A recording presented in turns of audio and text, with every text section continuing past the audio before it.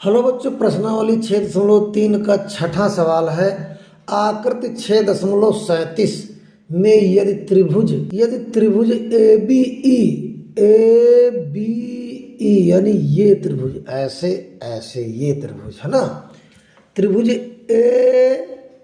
और B E ये त्रिभुज सर्वांग सम या कॉन्ग्रुएंट त्रिभुज ए सी डी यानी यहाँ से चालू करिए ये दोनों सर्वांग सम हैं तो दर्शाइए यानी प्रूव्ड करना है त्रिभुज ए डी ई ये वाला त्रिभुज और समरूप त्रिभुज ए बी सी ये हमें दिखाना है। यानी इस त्रिभुज में और ये बड़े वाले त्रिभुज में हमें दिखाना है दोनों समरूप हैं।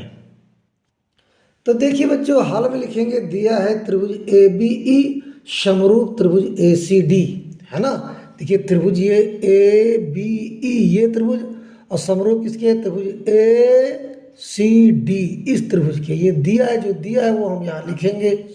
और हमें सिद्ध क्या करना है, ये सिद्ध करना है त्रिभुज ए डी ई ये त्रिभुज और त्रिभुज ए बी सी ये हमको प्रूव्ड करना है ये पूरे त्रिभुज में है ना। तो बच्चों हम जानते हैं कि त्रिभुज ए बी ई और त्रिभुज ए सी डी ये कॉन्ग्रुएंट है, समरूप हैं। तो ए बी और बराबर ए सी यानी ए बी बराबर ए सी सी पी सी टी का मतलब होता है corresponding parts of congruent triangles. कहने का मतलब है सर्वांग सम त्रिभुजों के समान भुजाएं हैं, संगत भुजाएं हैं।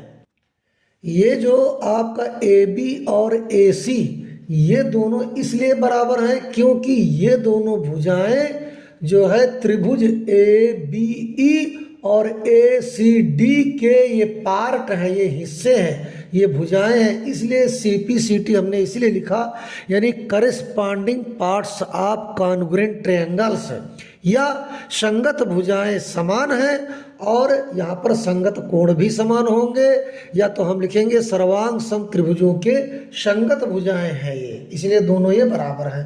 और ए ई बराबर ए डी और ये ए ई और बराबर ए डी ये भी दोनों बराबर होंगे क्योंकि ये भी सी पी सी टी के अंतर्गत आती हैं।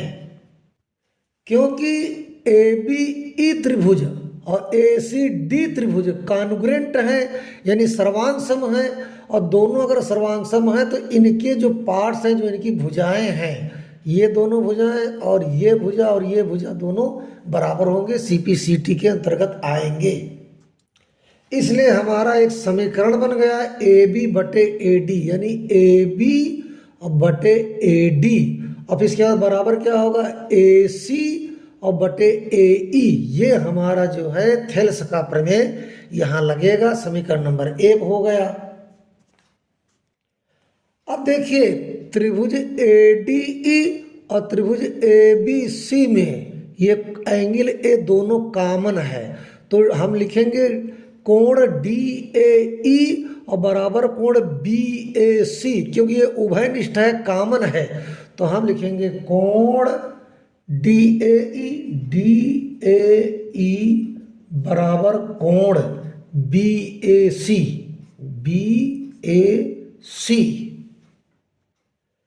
तो यहाँ पर हम लिख देंगे समीकरण नंबर 2 समान कोण है, इक्वल एंगल है, समान कोण है।